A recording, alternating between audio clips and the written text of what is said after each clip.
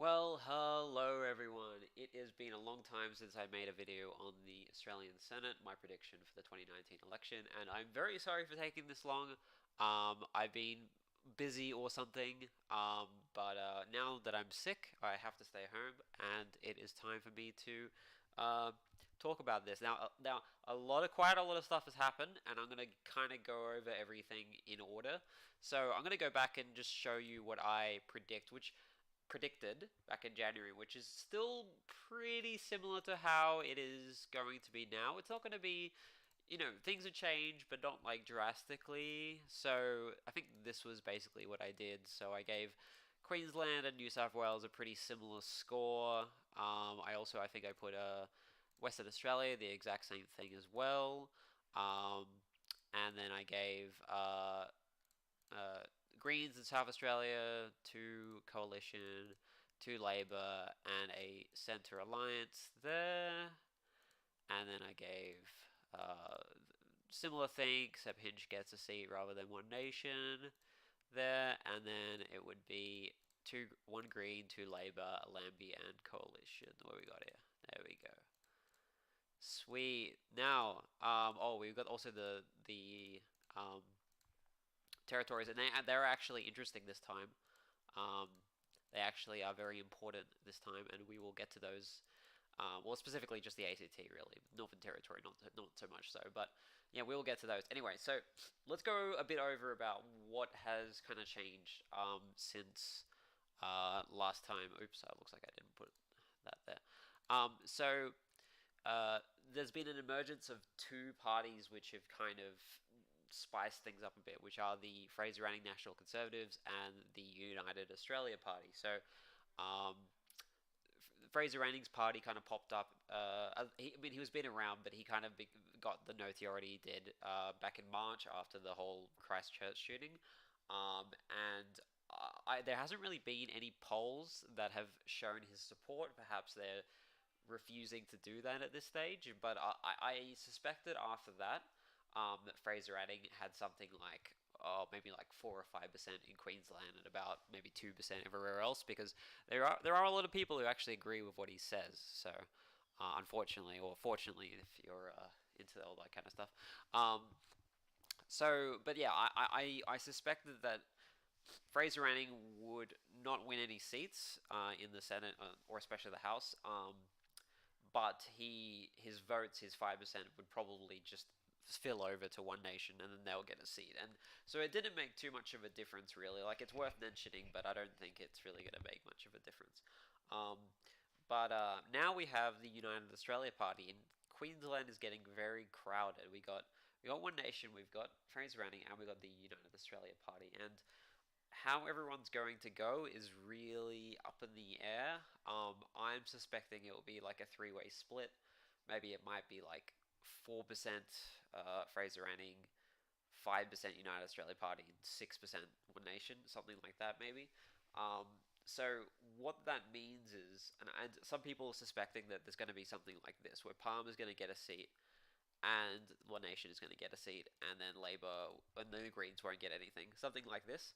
Um, I don't think that's going to happen because I don't think many Labor voters are actually transferring over to the UAP.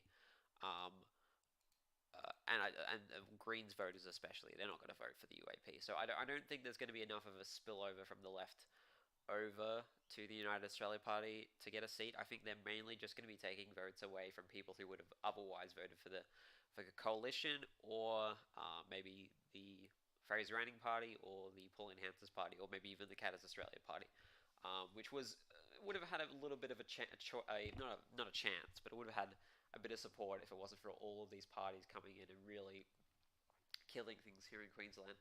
So what I do believe is going to happen is going to be, Labor and the coalition will obviously be able to get 4 seats between them easily. There's never an issue there for those guys. But when it comes to those last 2 seats, I think that it will just be a big fight between the right wing minor parties for that last right wing seat, and then the Greens will get this seat. And I actually think that this right wing minor party thing, if it's helped anyone, it's actually helped the Greens.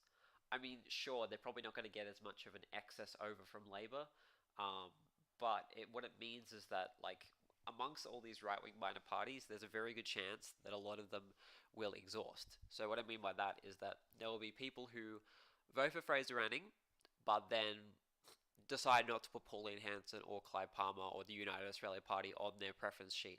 So all in their six preferences, there's only one of those parties, or there could be only two. But either way, what's going to happen is that there'll be a lot of voters who will vote for one, but not one of the other two, or not both of the other two. Um, and their preference will get exhausted. So it won't be good enough in order to vote for actually who they voted for, and therefore their preference will disappear and it won't mean anything, and their vote won't mean anything. They're essentially not voting for anyone. That's very likely now that we see all these right-wing minor parties.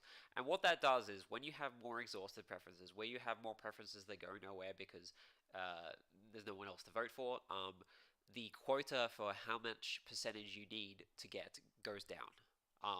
And so this always happens where if you have a lot of minor parties, micro parties, stuff like that, the more you have, the lower the quota is going to end up being. So in the Greens case, usually the quota is something like 14%. There's a good chance it will drop to something like 10 or 11%, especially with all of these exhausted preferences off the right, here and there and stuff like that. So if that happens, the Greens would pretty easily get a seat because, they're probably going to get something like 8 or 9% in Queensland. And so they'll pretty easily get a seat if the quota drops to it being that low, which is a good chance. But I just do not believe that enough voters are going to drop from Labor and go over to one of those right-wing minor parties when it's mostly just capturing the Liberal National Party vote, especially when there is meant to be a pretty big swing against the LNP in Queensland. So I think the result of it will be that One Nation will get a seat, but Greens will be more solidified than they would have been.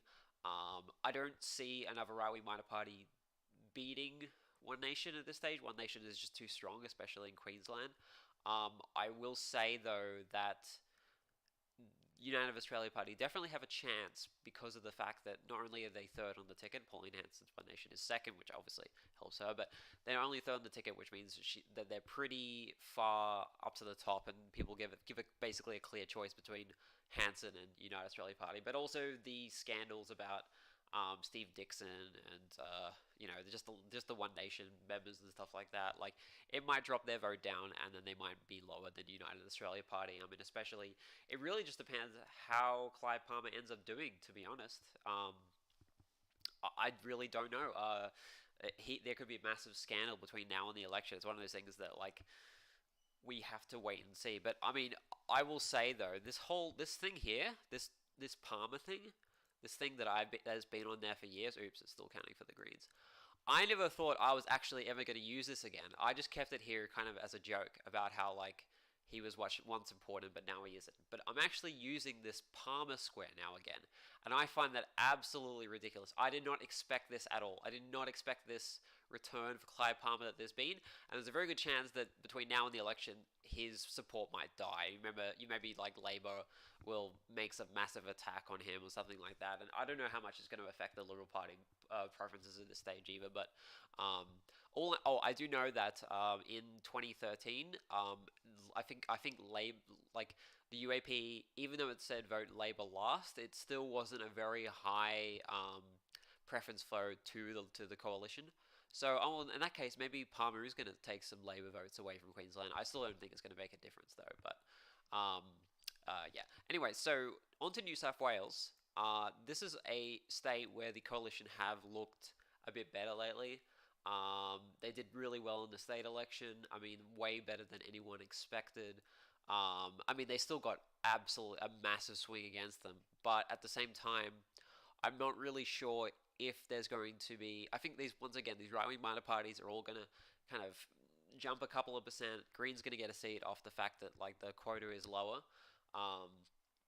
And I don't know if they'll actually end up preferencing each other in order for them to get a seat. At the moment, I think the coalition will probably will get something maybe around 35% in New South Wales, and that gives them about 6% left over after getting 2 seats. and that 6% might be higher than like the UAP, which might be on like 3%, or the One Nation, which might be on like 3.5%. It'll be higher than that, so it's a good chance that, especially because people tend to preference major parties more, it's a good chance that the coalition can get 3 seats in New South Wales.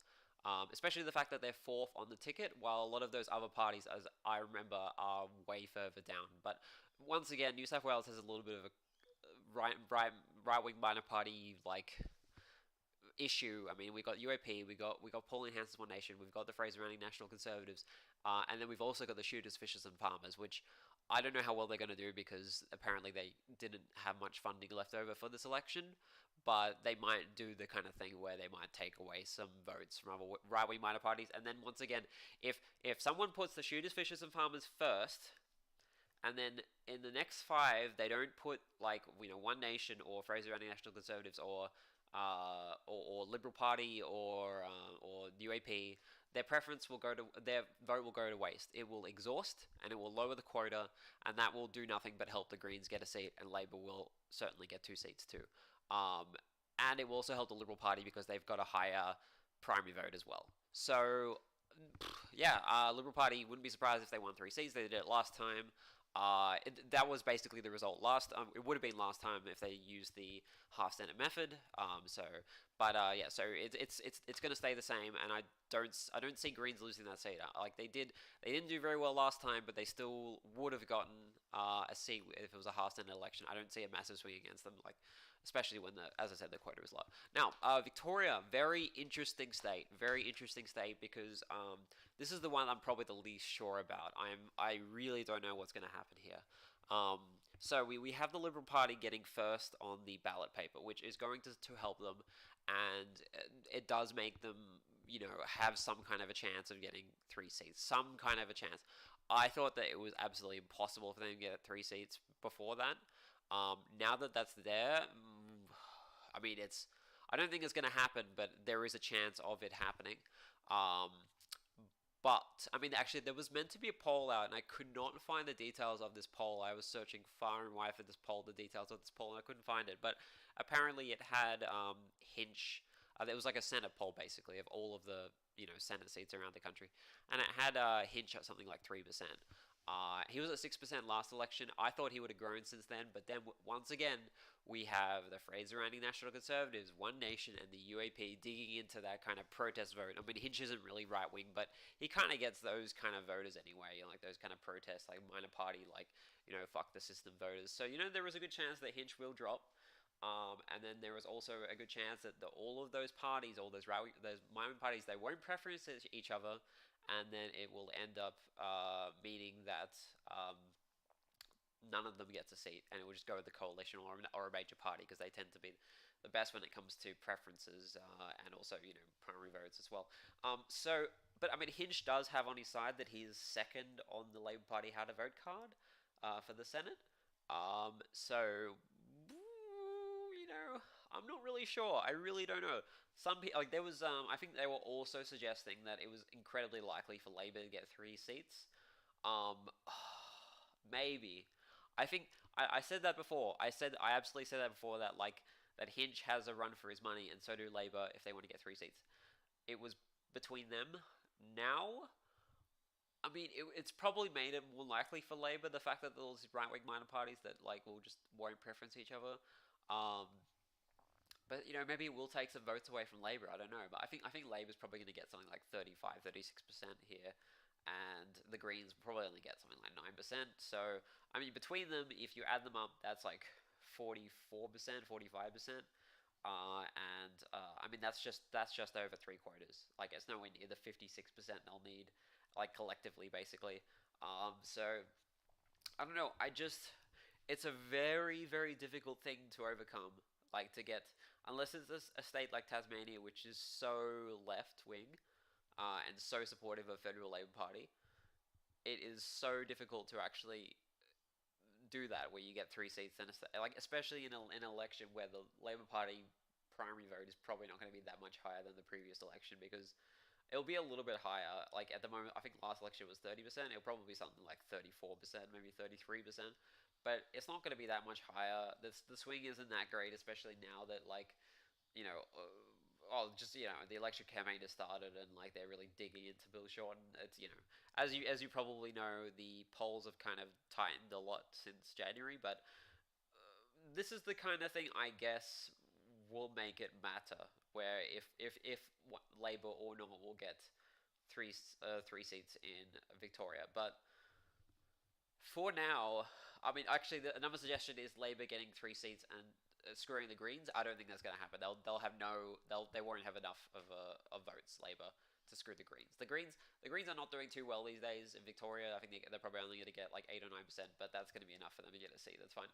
So this last seat here, this is the biggest question mark in this election. To be honest, I have no clue. I have no idea how this is going to go, and I will probably have to come back to it in a week. Tasmania, we don't really know too much about it, but I think it's going to be pretty much like this. I don't think Labor's going to get three seats because apparently there's probably going to be a bit of a swing against them in Tasmania. There's a chance that the coalition will actually take back Braddon. I mean, I don't think it's incredibly likely, but there's a chance, or Bass as well. But yeah, I mean, Jackie Lambie's coming back. She's putting her heart and soul into this campaign. I think she does have the people's vote, and I think she'll get that seat back. No issue. And I don't think the Lib Party is going to win three because things aren't going, incredibly well for them. So yeah, I think that one's pretty stable. South Australia. Oh yeah, this is the Greens here. So the Greens got I think 6% last time, and I don't think they're looking to do too much better this time. I mean, some people say Sarah Hanson-Young is very popular. I'm not too sure about that. I think there's a chance that Labor could actually get three seats here. To be honest, I think it's more likely that the Greens will get that last seat, but I think there's also a chance of Labor. I think Labor's going to get something like 35, 36%. And then if they get better preferences and Greens only get something like 6% again, there is a chance that Labor can get three seats here. Basically, more that they're just taking the seat off the Greens rather than actually, taking it off anyone else. But the Centre Alliance will get elected. Coalition will get two seats. I don't really have too much else to say about South Australia, to be honest. But Sarah Hanson-Young is kind of hanging by a thread there. But I think she'll get it, especially once again with the lower quota. UAP will probably get a fair bit in South Australia, like maybe like 4 or 5%, and then One Nation will get not very much at all, maybe like 2 or 3%, and then Fraser Anning maybe like 2 or 3, and the Australian Conservatives maybe 2 or 3, and then once again I think that their preferences will all exhaust, and it will help the Greens. So, but I don't. I think the Liberal Party vote in South Australia is going to be absolutely shocking this time around. Like I think it's going to be something like 26% or something, 27%. It's going to be absolutely terrible because there's just too many. Like even though the Centre Alliance have basically died, like there's just too many parties that just want to steal their vote, and they already had a bit of a swing against them anyway. Coming over to Western Australia, I made this prediction with One Nation, and then like I think a month later or something, I was thinking of making another video, and basically the only thing I would have changed was getting rid of this One Nation seat because the coalition were doing pretty well in Western Australia. Um, One Nation don't do great in Western Australia. The United Australia Party might do well, um, but One Nation did get first on the ballot paper, very like first, like literally first FIRST. They got first, so that does give them a chance. I think they'll probably get about 5%. I think the coalition will probably get about 34, 35%, and it'll probably be a battle between those two. I actually would have given this one to Palmer if it wasn't for the fact that One Nation were going to be first, because I think Palmer would have had a good chance of taking a lot of votes that they wouldn't give to like One Nation or basically the right wing minor party vote, because I don't think some of the other right wing minor parties are that strong in Western Australia. Especially Palmer, he's like super obsessed with Western Australia. I still think this could happen, but I just think because of the fact that One Nation got first on the ballot paper, they're more likely at this stage. And yeah, this stuff is pretty much the same. Not really much to talk about there. Okay, so the last thing, Northern Territory, nothing's going to happen, nothing's going to change. Maybe there'll be a bit of a swing against Labor. It's not going to change anything. The last thing we have to talk about is ACT, which is very interesting. The Liberal Party once again got first on the ballot here. But I think the Greens were only like third or something like that. But but yeah, there is a suggestion that the Greens could actually win that seat off the Liberal Party. Um, I mean, I suspect the Greens will get something like 21, 22%. Liberal will get a bit of a swing against them. I think they got like 30 something percent last time, 32% last time. I think they'll probably get something like 28%, and then Labor will get a bit of a swing to them, like maybe like 40% or something like that. I think they got like 35% last time or something. And there is a chance. There is absolutely a chance. I just don't see it happening. The coalition will probably only need about 5% of preferences, while the Greens will probably need something like 12% or something, at least 10% of preferences from preferences. And it's just going to be too difficult. I think there's not enough people who are going to vote for the Greens, and this state preferences don't really get exhausted because there's only like 6 people on the ballot or something like that. But I just I don't think Greens are going to be able to beat them. I mean, even with Labour Party preferences, even Labour Party, like I think a lot of people. Oh, I don't know, because Zed, the guy who's running for the coalition, is quite unpopular actually. If they weren't first on the ballot, if Greens were first on the ballot, I would give it to the Greens. But it's so close. I don't really know. I'm gonna keep it with the coalition just because I'm being conservative. But it's a chance. But yeah, I will do an update on this later on to confirm basically my predictions. But I mean, this actually is really not different, not much different at all to my January prediction. It's like almost exactly the same. The only difference is that I'm not giving One Nation a seat in New South Wales and giving it to the coalition because their vote has, they've proven themselves well in the New South Wales state election, and I think their votes are going up. But apart from that, like everything is exactly the same as I predicted in January, which is really interesting. But it just shows how like little things do really change. Um, like all of these new parties come in, and all of these polls are released, but I don't know. It's pretty stable. I think it's something to do with the fact that there's 6 seats in every state. It makes it very difficult for there to be more than like just 3 left wing or 3 right wing, basically. I mean, apart from Tasmania, which is a weird freak state. I used to live there, by the way, so I know what it's like. Anyway, so let's have a look at the numbers. So we have Labor 27, Greens 9, so together that's 36, and they could pass any legislation if they have either the One Nation or the Centre Alliance approval, or Ozcon, Hinch, and Lambie's approval. So, they can do pretty well. The coalition will need to pass any legislation. They'll need not only the One Nation, which is 34, 35, 36, 37, including Ozcon, Hinch, and Lambie, but then they'll also need Centre Alliance. So it's kind of fucked for them. If Labor want to pass something without the Greens, let's have a look. 30, 33, 34, 35. Yeah, no, they can't. So they need the Greens pass the legislation, or like obviously the coalition. Um, so yeah, I mean, this is kind of how it's always been since the election. Like this is literally exactly the same scenario where Labor either need One Nation or the Centre Alliance or those other three. Like there's not really much, and I don't think that it's going to be impossible for them to pass legislation. They'll just need to do a lot of um, cooperation to, I forgot what the word is. Compromise. That's right. They'll have a lot of compromises with these other little parties over here, and it won't be too bad for them. It's not going to be like 2010 where the Greens and Labor have a majority between them, which was good for them. But and I don't think it's going to change too much. Like even if the Greens get a seat in ACT, and even if Labor gets this seat here, which I don't know about, like, I mean, yeah, I guess they could pass legislation with only Lambie, and Lambie's pretty left, so that might be a bit helpful to them, but it's not too much of a difference, and this is the best case scenario kind of thing. So I mean, Hinch is kind of like an ally of the Labour Party anyway, so it's not going to make too much of a difference. But yeah, good luck to the Greens in ACT. It'll be amazing if they win. That will definitely be the best thing the Greens have done since winning Melbourne, and winning 9 seats last time, which was pretty epic, I have to say. Anyway, um, this has been a long video, but I had a lot to talk about, especially as I've been absent for the past couple of months. I will be making a video on the House of Representatives sometime soon. I've done a lot of I guess research about the House of Representatives. I got a lot of opinions about a whole lot of seats, and I've actually betted on a whole lot of seats too, which I'll talk about in the House of Representatives votes. But unfortunately, I can't bet on the Senate, even though even though I seem to know this shit from like years in advance, because it's basic mathematics and it's easy to tell. But yeah, I mean, yeah. So big question mark, I guess, going forward is Palmer United, United Australia Party. I think that the Fraser-Anning National Conservatives will kind of sit on the same thing, which I said, which is probably 2% nationally and then like maybe 4 or 5% in Queensland. But the United Australia Party is very much flux.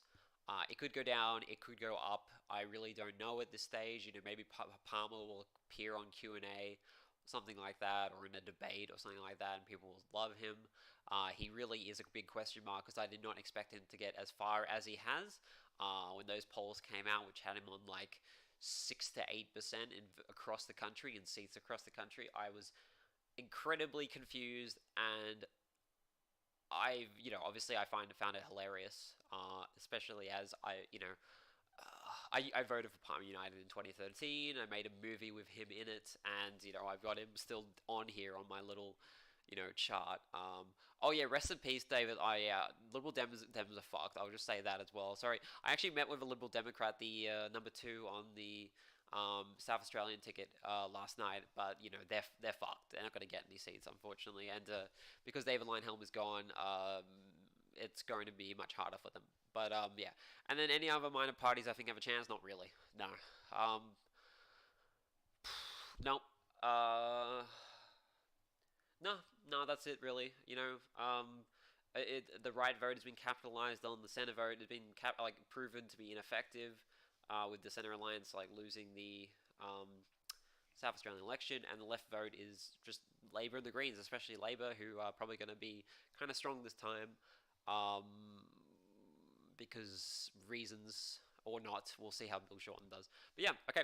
See you next time, everyone, and thank you for watching this very long video. Bye.